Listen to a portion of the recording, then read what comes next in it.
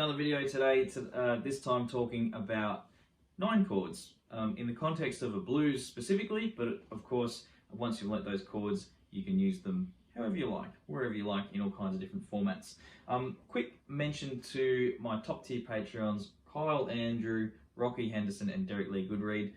Guys, thank you so much. Thanks to all my Patreons. If you haven't checked out the Patreon, check it out. The notes for this lesson will be on there. I'll have the tabs of all the chords and the little charts on that as well of all the chords I'm showing you today. But of course, by watching this video, you'll still be able to learn it. They're just a bit of a luxury if you're interested and if you'd like to support. So go check it out.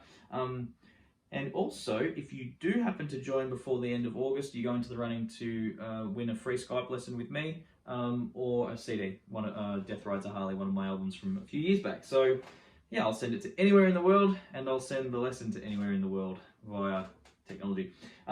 Moving right along, so you may have kept up with the lessons or not. It really doesn't matter. I'm going to try and make it as clear as possible either way. But it will help if you've done my lesson on major chords, chord scale builds, some of that stuff. So if you look up theory for Rockabilly and Psychobilly, you'll find a lot of that stuff there.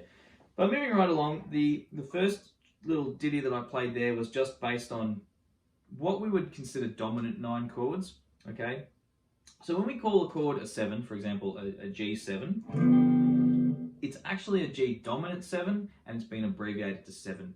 The funny thing is, just being called a G7 actually means it has a flat 7, okay? So that would be, we have our major scale, 1, 2, 3, 4, 5, 6, 7, right? And our root note, a chord, a major chord uses the first note, the third note, and the fifth note. Arranged a little differently to that, it's not necessarily in order, but that's what it's made of. And then we get first, third, fifth, and the natural 7 in a major 7 chord. We're not really going to use that today. For a dominant 7 chord, which I was talking about, 1, 3, 5, flat 7. There it is, okay? So that ends up looking something like this. Now, when we use a 9 chord, if we made this a 9 chord by adding the 9th degree, 1, 2, 3, 4, 5, 6, 7, 8, 9, okay, so it's an A natural, okay. We don't have to do that by playing the A natural there specifically. We could, that's a 9 chord, but it's a little murky for my liking. I didn't even include that in the tab, but I will actually show you right now. We've got the root note, the third there, the flat 7 there, and the 9 there. So you get that by barring that first finger. You could do that. I find it a little muddy, so I would probably, if I wanted that overall effect, play it like that. But either's cool. Okay, so that becomes a G9 chord. Now, if we have a major 7 and a 9, so if we were to have the major 7 there and the 9 up there, wherever you want to play it, so it might be something like, okay, that would be a major 9. So the major 9 implies the 7th degree from the major scale. If we just call it a 9, it implies the flat 7. So we've got, okay, which we'll just play like that for now. Now, you may not see this chord played like this. Like, a lot of guys might actually drop the 5th string, and you might play it like this with your thumb. Then you might play the 3rd fret there, 4th fret there, bar across to get the 3rd fret on the 2nd string, and pinky. You can do it like that. Or you may even disregard the low bass note altogether and do something like that. That's a really cool sound. I quite like that as well. So they're the rules of a 9 chord. If it's a major 7 with a 9, it's called a major 9. If it's just called a 9, it actually means it has a flat 7. It implies the flat 7. Now, if you were to call it an add 9, that means it's just a basic G major chord with the 1st, 3rd, 5th, and the 9. That is that's an add 9. Okay, it's interesting. You'd almost think that might be a major 9 or something, but yeah, with when it's got a 7, you will call it a major 9 to have a major 7, and you just call it a 9 to have the flat 7. Bit strange, I know, but that's the way that it is. Okay, so that, and that chord, by the way, the full version of that, 1, 3, bar your finger right across. Okay, let's just say we do that. Put our third finger on the 5th fret of the 5th string. We put our second finger on the 4th fret of the 3rd string, and our pinky way up there on the 5th fret of the 1st string. Okay. Now there are other chords that you'd probably see more commonly, like this 13 chord. But I'm going to leave that for next lesson. So I wouldn't use this chord a heck of a lot. Might be good for little flicks and stuff. But you know, we need to build in some kind of fundamental way. So that's the chord there. Now moving along to the C9, same rules, but now we build from C. When we talk about chords, you really have to just think from the new chord you're talking about. So from this one, we're going to get the root note, major 3rd, flat 7, and then the C again at the top there. Okay. Now that being the root note, 1, 2, 3, 4, 5, 6, flat 7 root note, 9, just like that. Okay. We're going to play the 9 there, so it's going to look like this, 3rd fret. So that's a C7, by the way. I think I mentioned that. C9 looks like this. So we've got 3rd fret, 2nd fret, 3rd fret, 3rd fret. Okay, and that was from the 5th string down. And we can also get the 1st string too if we flatten that pinky. And that is a really common chord, and a cool chord at that. That's our C9, and if we move that up 2 frets, there it is, the D9. Okay, so we don't have to do anything different to play D9. We just move it up 2. Yeah, when you play the G7, you really want to get.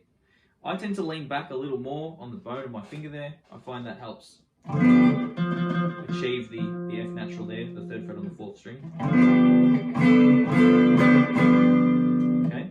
Now, if you were going to play this in a regular blues, there is a general order to the blues you'll hear, and it's something along these lines. Let's do the classic sort of.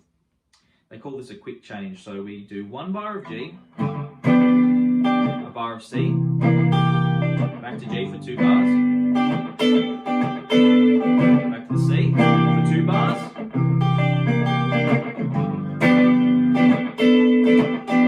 D9, C9. So that was 1 bar of D, 1 bar of C, 1 bar of G. And a bar of D to end there. Okay, so it's probably worth looking into blues forms. They're all the same for any genre, essentially. And then there's, of course, variations as they sort of build, but that's the core structure of a blues.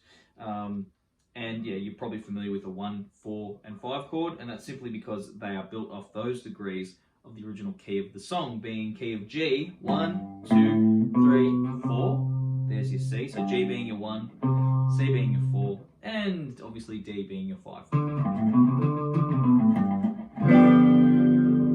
Okay, so that's the dominant 9-based progression, or we could just call it 9 chords. If we were going to do minor chords, obviously we start with a minor 7 bass. Okay, minor using the 1, flat 3, 5, flat 7, and root, or minor 7 I should say. Now again, that flat 3rd there, we obviously aren't going to play it there because we can't play 2 notes on 1 string, so the nearest flat 3rd that we get is way over here. Okay. Now again, the 9 stays in the same place as it did before. It's just that the 9th degree being major or minor, it will be 2 frets higher than the root note. So the root note's up here, there's our 9th degree. So this is a minor 9 chord. 1, flat 3, 5, flat 7, and the 9. Now, based on the same theory but built from C, it's going to look like this from the 5th string. 1 in C, the flat 3 in C, the B flat in C, which is the flat 7, and we get the D natural there, which is the minor 9. Sorry, just the 9. The chord is a minor 9, it's the regular 9 at that point. Okay, then we could think back to the G minor 9. And then for this example, I would just use a regular D9 here. Okay, and a variation on the C, we can take it up, the G up to the 8th fret, and that's the same kind of chord, but obviously a different flavor because we get really nice high note up there. We get the 9 on the very top of the chord. here. And you could also play a D9, just as we played G9 before, way up here. And back to the G9. Some other quick little tidbits too. I haven't included it in the tab I've just given the chords, but I'll give you a few simple tips on getting that kind of rockabilly strum sound, sort of the Carl Perkins thing. If you take a basic strum pattern, let's say down, down, up, up, down, up. Hang on. I like this one.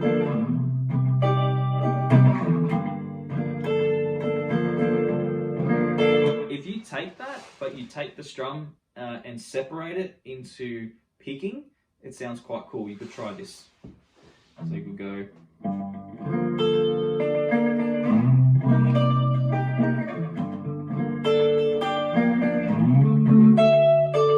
Okay, so all I did was take a basic strum pattern and just thin it out a little bit. Okay, let's try it with the regular dominant 9 or the regular 9 chord.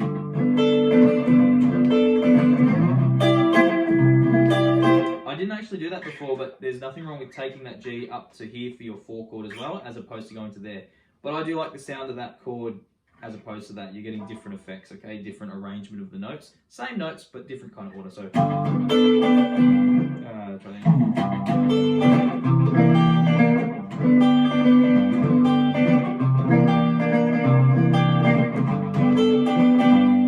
And you'll notice as well, you can add the 9 and you can take the 9 away, okay, in the major or the minor. That's a bit hard. And you can even start throwing that 9 into different things, like I just put the pinky there and I brought it back. So we have, that's actually the 5 on the top, the 9's here, but what I did, I flattened my 3rd finger instead, and I played a B natural there, and that actually becomes a 13 chord. Again, we won't get into that too much. I'll make that the next chord lesson video, and we'll talk about once we get beyond 9s like 11s and 13s. But just a little thing for you to muck around with as well. I don't want you guys to ever feel restricted by these lessons. You can play around with these ideas and add anything you like. There's certainly nothing wrong with that. So yeah, just to finalise what I was saying there, obviously when you're strumming, you can take little patterns and pick them out. That's kind of how Carl Perkins ended up with his style, you know, that whole... He's sort of playing little lead ideas within the chords with that finger wiggling around. And but yeah, again, probably gets a little complicated there. I did want to keep it quite simple. That's about it, guys. I'm pretty sure I've covered everything. So if you have the transcription, you'll see all the chords that I've used today. There might be something missing or there might be something added, but generally speaking, I try to make sure you get the core of what I've done in the lesson in those notes.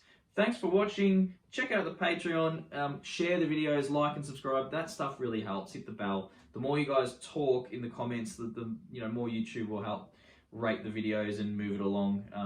Because at the moment it's very organic. I feel like you guys are my hard-earned fan base. It's almost like one person at a time, but that's totally cool. It's all good. Thanks for watching. I will see you guys next time.